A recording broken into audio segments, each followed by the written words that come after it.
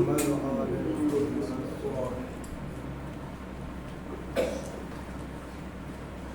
اعوذ باللہ من الشیطان الرجیم بسم اللہ الرحمن الرحیم به نستعین انه خیر الناصر وقال امام زین العابدین علیہ السلام بسم اللہ الرحمن الرحیم طلب الحوائج الى الناس مضل للحیاة ملحم للحیاة واستخفاف بالبقار وهو الفقیر الحاضر صدق اللہ العلی العظیم. سب سے پہلے میں آپ لوگوں کو ولادت باسعادت امام زین العابدین علیہ السلام کی پیش کرتا ہوں اپنی طرف سے، اور آپ تمام حضرات کی طرف سے ہمارے ولی و وارث امام زمانہ جو اللہ تعالیٰ خدمت میں تہنیت عرض کرتے ہیں. اور آج کے امام کی ولادت کے لیے بہترین عیدی ہم اپنے زندہ امام سے مانگتے ہیں. وہ عیدی یہ ہے کہ ہم اپنے عمل میں خالص رہیں، اپنے نیتوں کو پاک و پاکیزہ بنا کر زندگی گزاریں، اور اپنے ایمان کے سلامتی کے ساتھ اپنے والدین کی فرما برداری کرتے ہوئے اس دنیا میں زندگی گزاریں. ماشاءاللہ ہم سب عابدی ہیں، امام کے نسل امام چہارم کے نسل سے ہیں. اور آج کی عید خصوصاً ہمارے لیے، ویسے ہر امام کی عید ہمارے لیے بہترین عید ہے. ان کی ولادت پر ہمیشہ خوشی منانا چاہیے، چونکہ یہ امام وہ ہیں جن کی نسل سے ہم ہیں، اور دگنا جو ہے خوشی منانا چاہیے. اور جن کی شادیاں ہو گئی ہیں ان کے لیے ضروری ہے کہ آج اپنے اہل و عیال کے لیے، بیوی بچوں کے لیے مٹھائی لے کر جائیں اور پیش کریں کہ آج امام کی ولادت ہے، آپ ذرا کریں. اور جن کی شادیاں نہیں ہوئی ہیں وہ اپنے والدین، اپنے پیرنٹس کے پاس جائیں اور ان کے پیر چھو کر ان سے دعا لیں. شادی شدہ کے لیے بھی ضروری ہے کہ وہ اپنے پیرنٹس کے پاس جائیں، ان سے دعائیں لیں. اور جس امام کی ولادت ہے اسی امام کی ایک حدیث کا سہارا آج میں بہت ہی مختصر وقت میں بیان کروں. امام فرماتے ہیں کہ بہت ہی اچھی حدیث ہے، بہت ہی بابرکت حدیث ہے. اگر انسان اس پر عمل کر لے تو اس کی یہ دنیا بھی، یہی دنیا اس کے لیے جنت ہو جائے گی. وہ تو ہے ہی ہماری ملکیت، یہ دنیا بھی اس کے لیے جنت ہو جائے گی. امام فرماتے ہیں، امام کون سے امام؟ امام چہارم فرماتے ہیں کہ لوگوں کے سامنے اپنی حاجت بیان کرنے سے زندگی ذلیل ہو جاتی ہے. کیا جملہ ہے نہیں؟ اپنی حاجتوں کو لوگوں کے سامنے بیان کرنے سے خود کی زندگی ذلیل ہوتی ہے. کیوں؟ مثال دے دوں. اگر ہمارے پاس پیسہ نہیں ہے، ہم بہت ہی محتاج ہو گئے، ہم خدا اور اہل بیت کے در کو چھوڑ کر ہم کسی مالدار کے در پر جا رہے ہیں، کسی پیسے والے کے در پر جا رہے ہیں، ہم نے حاجتیں بیان کی، تو کیا وہ فوراً جو ہے ہماری حاجت کو پوری کر دے گا؟ لا کے بھائی لو بھائی تمہاری حاجت ہے، جاؤ لے کے جاؤ. نہیں، پہلے وہ ہمیں ذلیل کرے گا. کیا کہے کہ ذلیل کرے گا؟ تمہارے ہاتھ پیر اچھے ہیں، تمہارے بازوؤں میں طاقت ہے، جاؤ محنت کرو. کیوں آئے ہو میرے پاس؟ کیا میں سب کے بانٹنے کے لیے میں کمایا ہوں؟ یہ کہہ کر ہماری ذلت کرے گا، ہمیں ذلیل کرے گا وہاں پر. اور ذلیل کرنے کے بعد بھی اگر وہاں سے نہیں گئے ہم، تو کچھ پیسے جس کی کوئی قدر نہیں ہے وہ لا کر دے گا، اور دینے کے بعد اس کو وہ ہمیں اپنے گھر سے باہر نکال دے گا. جیسے ہی ہم باہر نکلیں گے تو وہ فون کے ذریعے یا ان کے گھر میں جو کچھ ہے، جو لوگ جمع ہے، ان کے سامنے کہے گا یہ دیکھو وہ آیا تھا میرے سامنے پیسے لینے کے لیے، بھیک مانگنے کے لیے، تو میں نے اسے عطا کر دیا۔ یہ ذلت ہے نہیں ذلت؟ یعنی انسان جب ایک انسان کے در پر جاتا ہے حاجت لے کے تو پہلے ذلیل کرتا ہے، اس کے بعد ہمیں کچھ دے کر احسان جتاتا ہے۔ انسان کو چاہیے کہ اس در کے قریب جائے، اس در کے پاس جائے، اپنے حاجتوں کو طلب کرے، تو وہ در ایسا پاک و پاکیزہ در ہے کہ وہ دیتا بھی ہے اور ہمیں ذلیل بھی نہیں کرتا۔ وہ در ہے اہل بیت کا، وہ در ہے خدا کا، اور ایسا در ہے یہ کہ ہمارے عیبوں کو بھی ظاہر نہیں کرتا۔ تو امام فرماتے ہیں کہ اگر انسان بننا ہے تو لوگوں کے درمیان اپنی حاجتوں کو طلب نہ کرو۔ پہلا جملہ کیا ہوتا ہے اس سے؟ ایک تو ذلیل ہوتا ہے، دوسرا ہے کہ حیا ختم ہو جاتی ہے، شرم ختم ہو جاتی ہے۔ کیوں؟ ہمیں جب بھی مثال کے طور پر کوئی کسی نے حاجت کے وقت اس کی حاجت پوری کر دی، جب وہ پیسہ جب تک رہے گا تب تک وہ چلاتا رہے گا، اس کے بعد چونکہ ہمیں مانگنے کی عادت ہو گئی ہے تو ہمارے اندر سے حیا، شرم ختم ہو جائے گی۔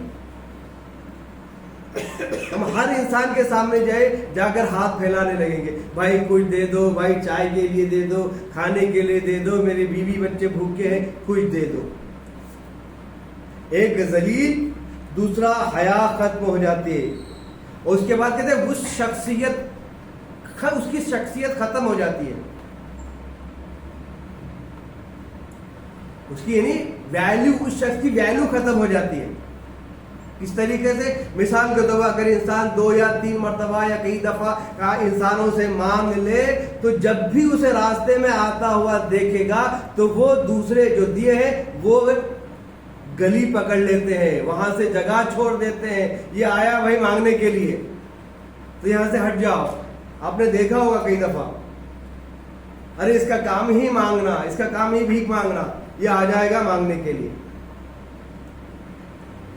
پہلا ذلت، دوسرا حیا، تیسرا اس کی شخصیت ختم، چوتھا وہ ایک ایسا فقیر ہے جسے انسان اپنے ہاتھوں سے فراہم کرتا ہے، یعنی وہ فقیر بن جاتا ہے، خود فقیر بن جاتا ہے۔ تو کیوں ہم لوگوں کے در پر جا کر اپنی بے عزتی کرائیں، اپنی شرم کو بیچ ڈالیں، اپنی شخصیت کو سبک یعنی ہلکا کر دیں؟ ایسے در کے پاس جاؤ۔ اللہ یہی ہے نا، تاریخ میں 2 شخصیتیں، ایک شخصیت بہت ہی اچھی گزری ہے، حاتم طائی، اس کا نام آپ نے سنا ہوگا۔ حاتم طائی کے یہاں مشہور ہے کہ اس کے جو محل تھا، جو گھر تھا، اس میں 40 دروازے اس نے بنائے تھے، 40 دروازے بنائے تھے، اور ایک اگر کوئی حاجت مند جو ہے آئے تو 40 دروازوں سے وہ مانگ سکتا تھا۔ ایک دروازے پر آیا وہاں سے مانگا، دوسرے دروازے پر گیا وہاں پہ مانگا، تیسرے دروازے پہ، یعنی کبھی اس نے منع نہیں کیا۔ حاتم طائی نے کبھی خیرات دینے سے انکار نہیں کیا، وہ دیتا تھا، لیکن اتنا کم دیتا تھا کہ اسے آنے والے کو دوسرے دروازے پر جانے کی حاجت ہوتی تھی۔ اے حاتم طائی، آپ کے خیرات میں اور علی کے خیرات میں بہت بڑا فرق ہے۔ آپ نے ایک انسان کو 40 دروازے کھول کر جو ہے ہر دروازے پر آنے کے لیے مجبور کر دیا تھا، لیکن علی کا دروازہ ایک ایسا دروازہ ہے جہاں سے ایک مرتبہ ملے گا تو وہ تا قیامت جب تک وہ زندہ رہے گا اس پر ہمیشہ اس کے مال و دولت میں برکت رہے گی۔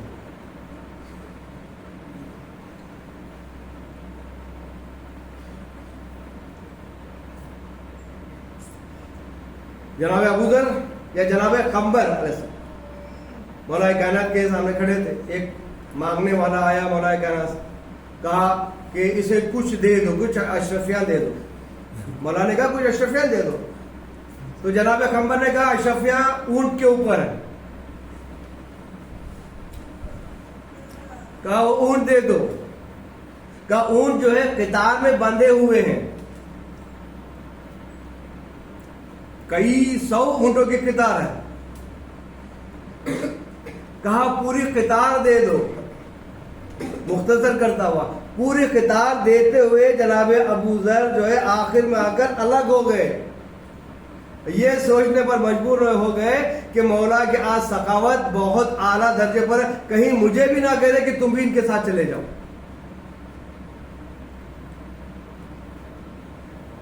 یہ ہوتی ہے سخاوت.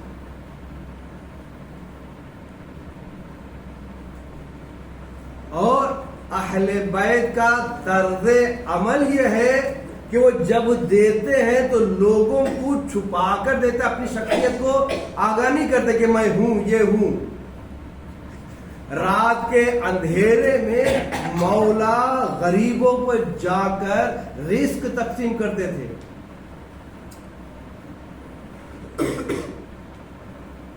امام چہارم چوتھے امام راتوں میں اٹھ کر غریبوں کے دروازے پر کھٹا کر جو ہے انہیں مال دیا کرتے تھے, انہیں رزق پہنچاتے تھے, اور اتنا لاتے تھے اپنی پیٹھ پر کہ ان کی پیٹھ میں ورم ہو گیا تھا.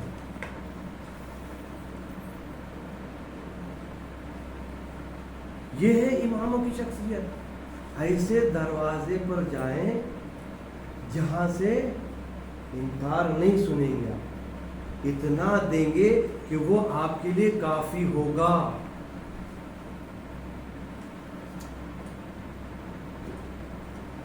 لیکن انسان کیا ہے؟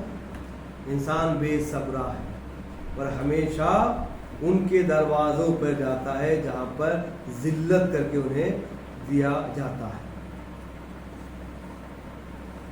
اور ان اماموں کی زندگی دیکھ لیں, خود پیٹ بھر کر سیراب ہو کر نہیں کھاتے, دوسروں کو سیراب کراتے ہیں. مولا علی مسجد میں بیٹھ کر اپنے گھٹنوں سے جو کی سوکھی روٹی توڑ کر کھا رہے تھے. تو اتنے میں ایک فقیر پہنچا, کہا کہ میں بھوکا ہوں. تو مولا نے کہا آ جاؤ بسم اللہ, میرے پاس یہ روٹی ہے, میں کھا رہا ہوں, تم بھی کھا لو. جیسے ہی وہ فقیر روٹی کو پکڑا تو روٹی کو توڑ نہیں سکا, اور کہا آپ اس روٹی کو کیسے کھا رہے ہیں, اسے میں توڑ ہی نہیں سک رہا. مولا نے کہا کیا تم لذیذ غذا کھانے کا تمنا رکھتے ہو؟ تو کہا ہاں. کہو جاؤ فلاں محلے میں فلاں گھر میں دسترخوان بچھا ہوا ہے, وہاں پر تمہیں لذیذ غذائیں مل جائیں گی. یہ ساحل گیا, امام حسن کا دسترخوان مشہور ہے, امام کے قریب پہنچا, کہا میں بھوکا ہوں. امام نے دسترخوان پر بٹھایا اور وہ غریب کھانے لگا. اس کا وہاں پر ایک کام امام نے دیکھا کہ وہ ایک لقمہ کھاتا تھا, دوسرا لقمہ اپنے بیگ میں اپنا جو جھولا لے کر آیا تھا اس میں رکھتا تھا. مولا امام حسن کی نگاہ پڑ گئی, کہا کہ اے میرے بھائی جتنا سیر ہونا ہو کھانا ہو کھا لو, اور جب تم یہاں سے جانے لگو تو لے کے جاؤ, جتنا کھانا چاہو تم لے کے جاؤ. تو اس نے کہا کہ میرے پاس نہ میرے بچے ہیں, نہ میری بیوی ہے, نہ اولاد ہے, میں ایک تنہا ہوں دنیا میں. تو امام حسن نے کہا پھر یہ کھانا کس کے لیے لے کے جا رہا ہوں؟ کہا کہ میں نے ایک ایسے شخص کو مسجد میں دیکھا ہے جو سوکھی روٹیاں اپنے ہاتھ سے گھٹنوں سے توڑ کر کھا رہا ہے, میں اس کے لیے لے کے جا رہا ہوں. تو امام حسن نے کہا کہ وہ کوئی اور نہیں ہے, میرا بابا علی ہے. یہ ہے سخاوت. یہ اہل بیت سے ہمیں سیکھنا ہے, اہل بیت کے درس سے ملے گی. آج جس امام کی ولادت ہے انہیں زین العابدین کہتے ہیں, سید الساجدین کے لقب سے مشہور ہیں. زین العابدین مطلب کیا ہے؟ یعنی آپ دیکھ لیں، ہر ہمارے معصوم، ہر ہمارے امام عبادت کرتے تھے، نمازیں پڑھتے تھے، یہاں تک کہ مولا کائنات جو ہے روزانہ رات میں 1000 رکعت نماز پڑھتے تھے.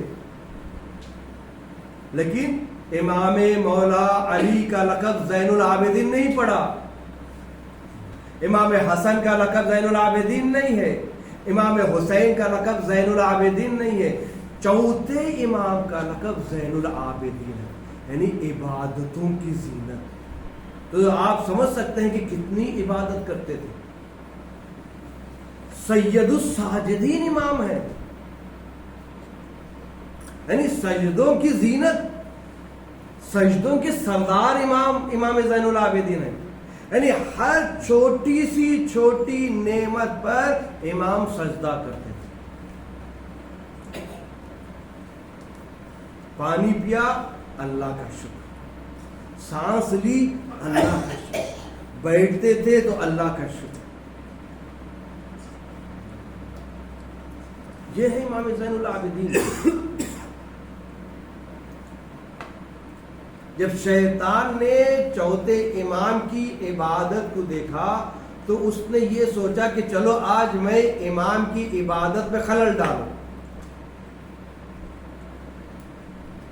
امام محو عبادت میں تھے، نماز پڑھ رہے تھے، شیطان نے اپنا رخ بدلا. شیطان ایک سام کی شکل میں مسجد میں آیا، ہنسدے کی شکل، اور آنے کے بعد امام کے پیر کے انگوٹھے کو ڈسنا شروع کیا. جب ڈسنے سے کوئی اثر نہیں ہوا تو امام کے انگوٹھے کو چبانے لگا.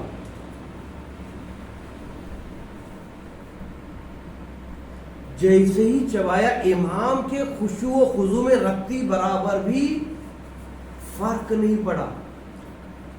امام اسی طریقے سے نماز پڑھتے تھے. جب یہ تھک گیا، ہار گیا، امام کے خشوع و خضوع میں ناکام ہو گیا وہ، تب الگ ہو کر کہا کہ انتا زین العابدین، تم عبادتوں کی زینت، انتا سید الساجدین، تم سجدہ کرنے والوں کے سردار. یہ ہے امام زین العابدین. لیکن ہم بھی ان کے ماننے والے ہیں. ہماری عبادت اور ان کی عبادت میں کتنا فرق ہے، زمین آسمان کا فرق ہے. اگر ہم عبادت میں کھڑے ہوں اور مصلی پر چونٹی آ جائے، لال چونٹی آ جائے، تو ہم اپنا پیر جو ہے ادھر ادھر کرنے لگتے ہیں. ابھی چونٹی کاٹی نہیں ہے، کاٹنے کے ڈر سے ادھر ادھر کر لیتے ہیں تاکہ چونٹی ہمیں کاٹ نہ دے. اللہ، یہ ایمان. کسی جنگ میں مولا کائنات کے پیر میں تیر پیوست ہو گیا تھا. امام نے نکالنے کی کوشش کی لیکن تیر جو ہے ٹوٹ کر امام کے پیر میں لگی، نکل ہی نہیں رہا. جب نکالنے کی کوشش کر رہے تھے ان کے اصحاب تو امام چیخ رہے تھے، درد سے کر رہا رہے تھے، بہت زیادہ درد ہوا. تو رسول خدا کی خدمت میں پہنچے، کہا یا رسول اللہ ایسا ماجرا ہے، مولا امام علی کے پیر میں تیر پیوست ہو گیا ہے، تیر چپ گیا ہے، وہ نکالنے نہیں دے رہے، بہت زیادہ تکلیف ہے، کیا کریں؟ تو رسول خدا نے کہا جب علی محو عبادت میں ہو تو ان سے تیر نکال لینا. اگر ہمارے پاس نماز پڑھتے ہوئے بچھو آ جائے یا کوئی اور دوسرا مضر جانور آ جائے، ہم نماز کو توڑ کر بھاگ جاتے ہیں. یا اگر چونٹی بھی کاٹ لے تو کھجانے لگتے ہیں. رسول خدا نے کہا کہ تیر پیوست سے جاؤ، جب امام میرا علی نماز میں مشغول ہو جائے جاؤ. علی امام نماز میں مشغول ہوئے اور جیسے ہی مشغول ہوئے لوگوں نے تیر بھی نکال لیا اور وہ علی کو احساس بھی نہیں ہوا. کیوں؟ اس لیے کہ جب مولا نماز پڑھتے ہیں تو ان کا وجود یہاں نہیں رہتا بلکہ پروردگار عالم ہے. تو ہم ماننے والے ہیں مولا کائنات کے، اہل بیت کے، اور ہم جس نسل سے آتے ہیں اسے امام زین العابدین علیہ السلام. تو ہمارا عمل بھی امام کی طرح ہونا چاہیے، ہمارا کردار بھی امام کی طرح ہونا چاہیے، اور ہمارا اخلاق بھی امام کی طرح ہونا چاہیے. اگر ہمارا کردار امام کی طرح نہ ہو، اگر ہمارا اخلاق امام کی طرح نہ ہو، تو ہم صرف اور صرف بولتے ہیں، دل سے نہیں کرتے، دل میں نہیں ہے، صرف بولنا ہے. تو یہ صرف لقلقۂ زبانی ہمارے کام آنے والی نہیں ہے. اگر رات میں زیادہ ٹھنڈ لگ جائے، سردی ہو جائے، تو ہم صبح کو اس وجہ سے نماز نہیں پڑھتے ہیں کہ پانی ٹھنڈا ہے، سردی ہو جائے گی. ہمارا حال یہ ہے. امام سے پوچھا گیا مولا ایک مشکل کشا سے کہ عبادتوں میں سے آپ کے لیے بہترین عبادت کون سی ہے؟ تو امام نے کہا کہ ٹھنڈ کی نماز، سردیوں کی نماز سب سے اچھی عبادت ہے. اس لیے کہ اس وقت شیطان سلاتا رہتا، سو جاؤ سو جاؤ، ابھی ٹھنڈ بہت ہے، سو جاؤ بعد میں پڑھ لو گے. ٹھنڈے پانی سے وضو کر کے نماز پڑھنا. اور گرمیوں کے روزے جس میں پیاس کی شدت محسوس ہو، یہ امام کا عبادت ہے. لیکن ہماری عبادت ہے اللہ. اسی طریقے سے امام زین العابدین علیہ السلام نے اپنے فرزند سے نصیحت کرتے ہیں. چوتھے امام اپنے بچوں سے نصیحت کرتے ہیں کہ 5 آدمیوں کے صحبت میں نہ بیٹھو، ہم نشین نہ بناؤ. 5 آدمیوں کے ساتھ اٹھک بیٹھک نہ کرو، صحبت میں نہ رہو، دوستی نہ کرو. کہا پہلا انسان وہ ہے جھوٹے آدمیوں کے ساتھ صحبت اختیار نہ کرو. جو انسان جھوٹا ہے، جھوٹ بولتا ہے ہمیشہ، اس کے ساتھ اپنا رشتہ نہیں. کیوں؟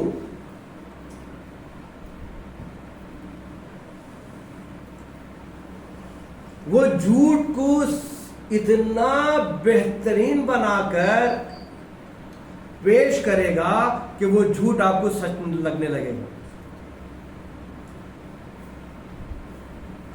آپ نے کبھی دیکھا ہوگا گاڑی پہ جا رہے ہو، اگر دھوپ پڑ رہی ہے اوپر سے، تو اگر تار روڈ پہ دور سے نظر آتا ہے تو پانی ہے، لیکن قریب جانے سے پانی نظر نہیں آتا. دیکھیے سامنے جاؤ تو پانی نہیں ہے. ہم نے پہاڑ کو دیکھا، دور سے پہاڑ کو دیکھا، ایک دم صاف ستھرا نظر آتا ہے پہاڑ. جب قریب جائیں گے تو اسی طریقے سے جھوٹا انسان ہے. جھوٹا انسان اپنے جھوٹ کو اتنے صفائی سے بیان کرے گا کہ وہ جھوٹ آپ کو سچ لگنے لگے گا. تو ایسے انسان سے دوستی نہیں کرنا چاہیے. امام چوتھے امام فرماتے ہیں. دوسرا، خدا کی نافرمانی کرنے والے سے دوستی نہ کرو. خدا کو نہیں مانتا، خدا کے حکم پر مخالفت کرتا ہے، ایسی دوستی نہ کرو. اس لیے کہ ایسی دوستی سے تمہارے ایمان کو خطرہ پیدا ہو جائے. خدا کا فرما بندہ کون ہے؟ خدا کا فرما بندہ نہیں ہے کہ جیسے ہی نماز اذان کی آواز سنی فوراً گھر سے نکلے. اگر وہ انسان جو خدا کی نافرمانی کر رہا ہے، اذان کی آواز سن رہا ہے، گلیوں میں بیٹھ رہا ہے، اذان کی آواز سن رہا ہے، ہوٹلوں میں چائے پی رہا ہے، اگر کوئی اس کا دوست اٹھ کے جانا بھی چاہے نماز پڑھنے کے لیے، وہ بٹھا لیتا ہے، ارے چلو بہت وقت ہے بعد میں پڑھ لینا نماز. کیوں؟ شیطان اس کے ساتھ رہے. کیوں شیطان رہے گا؟ اس لیے کہ یہ خدا کی نافرمانی کر رہا. تو ایسے انسان سے بھی دوری اختیار کرنا. نمبر 3، کنجوس انسان کے ساتھ نہیں رہنا.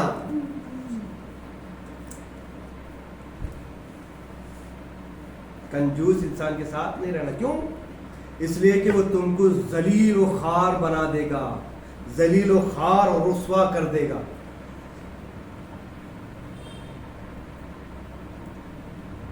آپ نے کبھی دیکھا ہوگا اگر کنجوس سے کی دوستی کی ہوگی تو آپ نے کبھی دیکھا ہوگا کہ کوئی ایک آدمی آیا مانگنے کے لیے یا کہیں پر اچھے کاموں میں اگر ہم پیسہ دینے لگیں گے تو کنجوس روک لیتا ہے. دیوانہ ہو گیا، بھلا کے آدمی ہیں، بہت سارا آدمی دے دیں گے، تم کیوں دو گے؟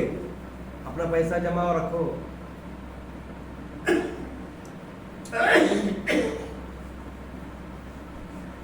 کنجوس نہ تو خود ایسا انسان ہے، کنجوس نہ تو وہ خود کھاتا ہے اور نہ دوسروں کو کھانے دیتا ہے.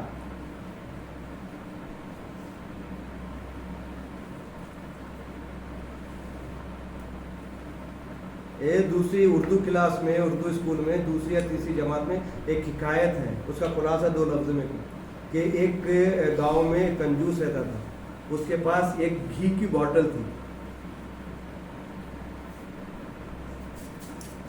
جب وہ کھانا کھاتا تھا تو گھی کی باٹل ساتھ رکھ کے کھاتا تھا، لیکن گھی نہیں ڈالتا تھا، خالی ادھر باٹل چھوڑتا ادھر کھانا کھاتا. پوچھنے والا نے کیوں کہا یہ گھی ختم ہو جائے گا کھائیں گے تو نہ تو دوسروں کو دیتا تھا وہ گھی، نہ خود کھاتا تھا. اگر آپ کنجوس کے ساتھ کسی ہوٹل میں چلے جائیں اور خدا نہ خواستہ آپ کے پاس پیسے نہ ہو اور اس کے پاس پیسے ہو تو آپ کو اتنا ذلیل کرے گا، وہ خود تو خرچہ کرے گا نہیں، پیسہ نہیں دے گا، لیکن آپ ذلیل ہیں. سارا بلیم آپ کے اوپر ڈال دے گا، جس کی وجہ سے ذلیل ہوتے ہوئے وہاں سے نکلیں گے.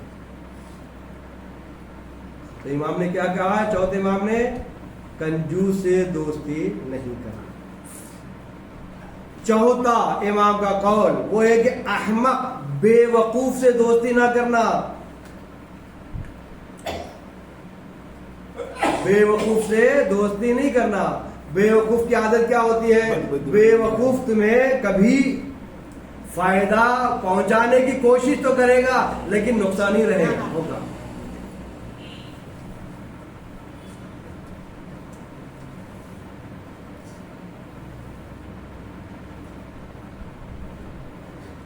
جب آپ بزنس کریں گے یا تجارت کریں گے ایسے انسان سے تجارت کرے جو بے وقوف نہ ہو.